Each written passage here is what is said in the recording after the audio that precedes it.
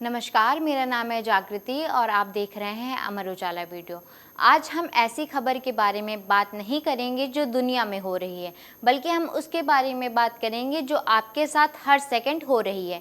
क्या आपको पता है कि जब आप इंटरनेट पर एक साधारण सा लाइक करते हैं या कोई रील स्क्रॉल करते हैं तो आप अपनी पहचान का एक छोटा सा हिस्सा वहीं छोड़ देते हैं। जैसे गीली मिट्टी पर चलने के बाद पैरों के निशान बन जाते हैं, वैसे ही इंटरनेट के अनंत दुनिया में आपके हर क्लिक पर, हर सर्च पर और हर मैसेज की एक अमिट छाप बन जाती है। तकनीकी भाषा में इसे डिजिटल फुटप्रिंट कहते हैं। आज के इस टेक अपडेट में हम गहराई से समझेंगे कि ये फुटप्रिंट क्या है और ये आपको कैसे मुसीबत में डाल सकती है और कैसे आप अपनी डिजिटल दुनिया को सुरक्षित रख सकते हैं। आप जानते हैं कि डिजिटल फुटप्रिंट होता क्या है? डिजिटल फुटप्रिंट को आप अपनी डिजिटल विरासत भी मान सकते हैं। ये वो डेटा का निशान होता है जिसे आप इंटरनेट का उपयोग करते समय पीछे छोड़ देते हैं। इसे इलेक्ट्रॉनिक फुटप्रिंट या डिजिटल शैडो भी कहा जाता है। अब आप सोच रहे होंगे कि मैं तो बस अपनी फ़ोटो डालता हूँ या डालती हूँ, मेरा इससे क्या लेना देना। तो दर्शकों, आपको बता दें कि फुटप्रिंट दो तरह के होते हैं। पहला, एक्टिव डिजिटल फुटप्रिंट। ये वो डेटा होता है जिसे आप खुद पूरे होशो हवास में दुनिया को देते हैं, जैसे कि फेसबुक पर आपकी वेकेशन की फ़ोटो, इंस्टाग्राम पर आपका कमेंट, किसी न्यूज़लेटर को सब्सक्राइब करना या किसी रेस्टोरेंट का रिव्यू लिखना। यहाँ आप जानते हैं कि आप अपनी जानकारी साझा कर रहे हैं। लेकिन दूसरा है पैसिव डिजिटल फुटप्रिंट। ये सबसे ज़्यादा खतरनाक माना जाता है। ये वो डेटा होता है जो आपकी जानकारी के बिना चुपके से इकट्ठा किया जाता है। वेबसाइट पर लगी कुकीज़, आपकी ब्राउजिंग हिस्ट्री और आपके फ़ोन में मौजूद वो ऐप्स जो बैकग्राउंड में आपकी लोकेशन को ट्रैक करते रहते हैं जब आप सो रहे होते हैं, लेकिन आपका डिजिटल फुटप्रिंट आगे बढ़ रहा होता है। लेकिन कई लोगों को लगता है, अरे इससे मुझे क्या फ़र्क पड़ता है, मैं तो कुछ गलत ही नहीं कर रहा।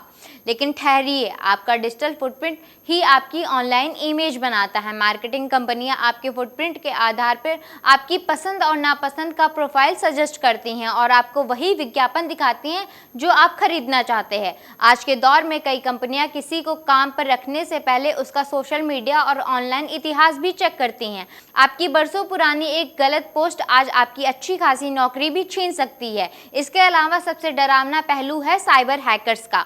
आपकी ओर से एक छोड़े गए छोटे छोटे सुराग, जैसे आपकी जन्मतिथि, आपके स्कूल का नाम या आपकी लोकेशन, हैकर्स के लिए आपको ठगने का हथियार भी बन सकते हैं। लेकिन आप चिंता मत कीजिए, समस्या है तो उसका समाधान भी होगा। अगर आप आज से ही सतर्क हो जाएं तो आप अपनी प्राइवेसी को मजबूत कर सकते हैं। इसके लिए आपको इन 5 तरीकों को अपनाना होगा। पहला, प्राइवेसी सेटिंग को प्राइवेट करें। फेसबुक, इंस्टाग्राम और लिंक्डइन की सेटिंग्स में जाएं।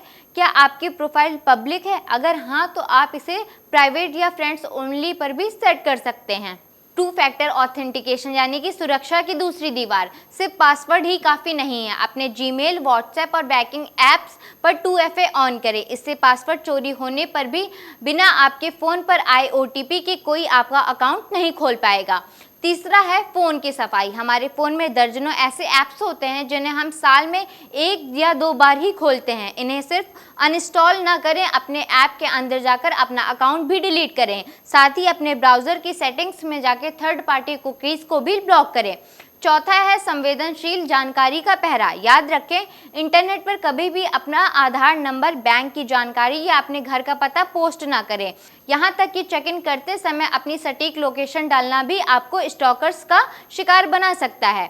5वां है पब्लिक वाईफाई का लालच। रेलवे स्टेशन या कैफ़े का मुफ्त वाईफाई बहुत लुभावना होता है, लेकिन ये हैकर्स का अड्डा भी बन सकता है। इन पर कभी भी अपना बैंक अकाउंट ना खोलें। अगर ज़रूरत पड़े तो एक अच्छे VPN यानी कि वर्चुअल प्राइवेट नेटवर्क का इस्तेमाल करें, जो आपके डेटा को एक और सुरक्षा कोड में बदल सकता है। ये तो रही हमारे सोशल मीडिया या कुछ ऐसी रोज़ की एक्टिविटीज़। लेकिन क्या आप जानते हैं कि गूगल आपके बारे में आपसे ज़्यादा जानता है? उसे पता है कि आपने कल रात 2 बजे क्या सर्च किया था और पिछले महीने आप किस मॉल में गए थे। लेकिन अच्छी खबर ये है कि गूगल आपको इस डेटा को मैनेज करने का टूल भी देता है। तो अब सवाल है कि गूगल का माई एक्टिविटी टूल कैसे इस्तेमाल करें। पहले सर्च हिस्ट्री देखें। myactivity.google.com पर जाएं। यहाँ आपको 3 मुख्य कैटेगरी मिलेगी, web app activity, location history और यूट्यूब हिस्ट्री। आप अपनी हिस्ट्री को मैनुअल तरीके से डिलीट कर सकते हैं, लेकिन सबसे अच्छा तरीका है ऑटो डिलीट। इसे 3 से 18 महीने पर सेट कर दे ताकि आपका पुराना डेटा खुद ब खुद मिटता रहे। इसके बाद अगर आप देखना चाहते हैं कि गूगल के पास आपकी कुल कितनी जानकारी है, तो गूगल टेकआउट के जरिए आप अपनी फोटो, ईमेल और कॉन्टैक्ट को एक कॉपी डाउनलोड कर सकते हैं। अच्छा, तो क्या आपके साथ भी ऐसा होता है कि आपने किसी जूते के बारे में सोचा या बात की और अगले ही पल उसका विज्ञापन आपके फ़ोन पर आ गया? ये कोई जादू नहीं है, ये आपका डिजिटल फुटप्रिंट ही है। गूगल आपके इंटरेस्ट के हिसाब से प्रोफाइल को शेयर करता है। इसे रोकने के लिए अपने गूगल अकाउंट के माई एड सेंटर पर जाएं और वहाँ पे पर्सनलाइज्ड ऐड को ऑफ कर दें। इसके अलावा आप चाहते हैं कि आप गूगल मैप्स ये रिकॉर्ड ना करें कि आप कब और कहां जा रहे हैं, तो अपने फ़ोन की सेटिंग्स में जाकर लोकेशन हिस्ट्री को पॉज कर दें। और हाँ, समय समय पर अपनी टाइमलाइन को क्लियर करना ना भूलें।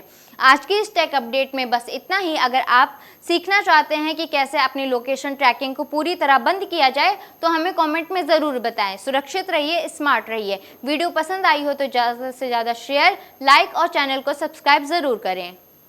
आपके राज्य की खबरें, आपके शहर की खबरें सबसे पहले जानने के लिए देखते रहें अमर उजाला। चैनल को सब्सक्राइब जरूर कर लें और पाएं हर अपडेट।